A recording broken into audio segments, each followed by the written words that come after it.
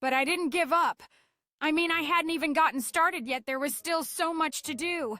How could I give up after fighting the second weakest god? My pride wouldn't allow that.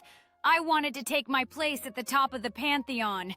I didn't know how many gods I would have to defeat to be able to stand above them all, but I knew I could do it. I became stronger every day, unlike Hyperion, whose power hadn't increased at all since I defeated him. The gods here seemed to be static in power. That meant that Hyperion would never be able to defeat Itztli. The power gap between them would always remain constant. But I was different.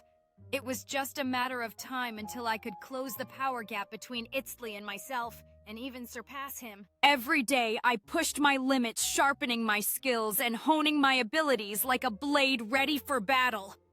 While Hyperion remained stagnant, I felt the surge of power coursing through me like a raging river. I could see the throne of Itztli in my mind, a distant goal that fueled my every effort. The path would be treacherous, filled with gods who had long since forgotten what it meant to fear. But I was driven by the fire of ambition ignited within my soul. With that in mind, I started training again. I adjusted my training methods to address this newfound weakness. My fists needed to be harder than stones, so I began by smashing rocks. A lot of them. I started with simple stones, moving on to harder stones every day. After 3 years of training, I was able to smash iron with my bare fists. That left me feeling confident. I thought to myself, this is the time to get my revenge, and went to fight him again. I was right. This time when I charged at him, I barely felt his gravitational force at all. When my fist reached his skin, it didn't feel like stone anymore. It felt like I punched through butter with pieces of stone flying from his jaw as I struck. Itztli didn't even have time to react. He just fell unconscious after one punch.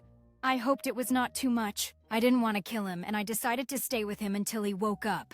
It turned out he was all right. Well, he is a god after all. Gods don't die that easily. The fight had gone a bit differently than either of us expected. I didn't think I had improved that much. Itztli couldn't believe such a thing was possible. Yes, that was the power of my shadow clones, my own special ability. With them, no goals seemed to be out of reach. With my shadow clones by my side, I felt unstoppable, ready to conquer any challenge that lay before us. Each step brought us closer to our goal, and I could feel the strength of my clones fueling my ambition, pushing me beyond my limits. As we stood at the peak, the world sprawled before us, and I knew this was just the beginning of our adventures together.